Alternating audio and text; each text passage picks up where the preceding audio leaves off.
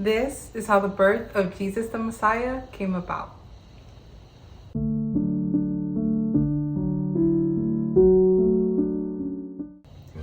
His mother Mary was pledged to be married to Joseph.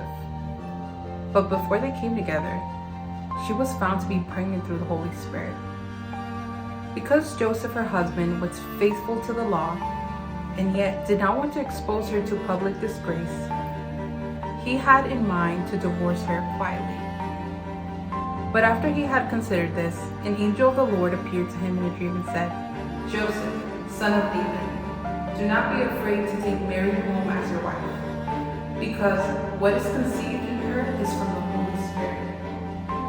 She will give birth to a son, and you are to give him the name Jesus, because he will save his people from their sins." All this took place to fulfill what the Lord had said through the prophet. The virgin will conceive and give birth to a son, and they will call him Emmanuel, which means God with us. When Joseph woke up, he did what the angel of the Lord had commanded him, and took Mary home as his wife. But he did not consummate their marriage until she gave birth to a son, and he gave him the name Jesus.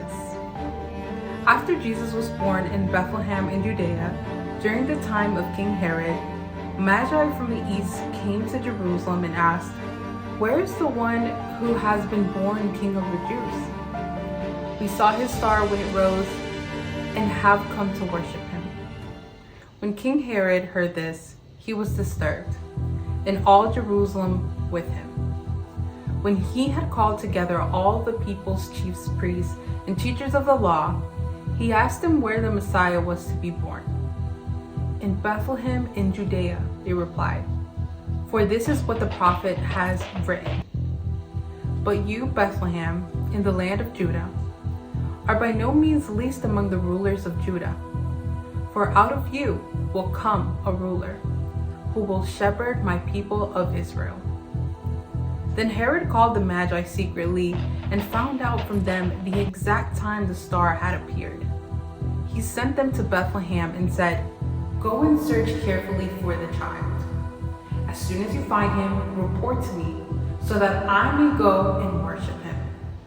After they had heard the king, they went on their way, and the star they had seen when it rose went ahead of them until it stopped over the place where the child was.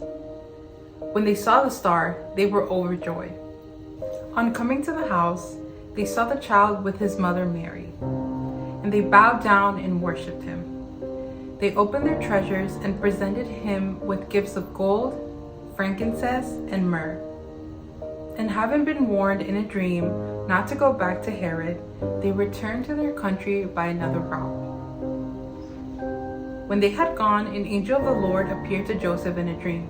"Get up," he said. "Take the child and his mother and escape to Egypt. Stay there until I tell you, for Herod is going to search for the child to kill him." So he got up, took the child and his mother during the night, and left for Egypt, where he stayed until the death of Herod. And so was fulfilled what the Lord had said through the prophet, "Out of Egypt I called my son." When Herod realized that he had been outwitted by the Magi, he was furious, and he gave orders to kill all the boys in Bethlehem and its vicinity who were 2 years old and under, in accordance with the time he had learned from the Magi. Then what was said through the prophet Jeremiah was fulfilled. "A voice is heard in Ramah, weeping in great mourning, Rachel weeping for her children and refusing to be comforted, because they are no more." After Herod died, an angel of the Lord appeared in a dream to Joseph in Egypt and said, "Get up, take the child and his mother, and go to the land of Israel, for those who were trying to take the child's life are dead." So he got up, took the child and his mother, and went to the land of Israel. But when he heard that Archelaus was reigning in Judea, in place of his father Herod, he was afraid to go up there. Having been warned in a dream, he withdrew to the district of Galilee, and he went and lived in a town called Nazareth.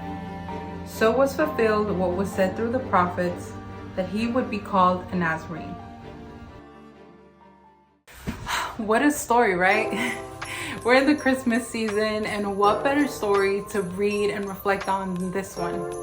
If you'd like to hear more stories like this, subscribe to my channel, and if you have recommendations of biblical stories we should read, leave a comment below and we will read them.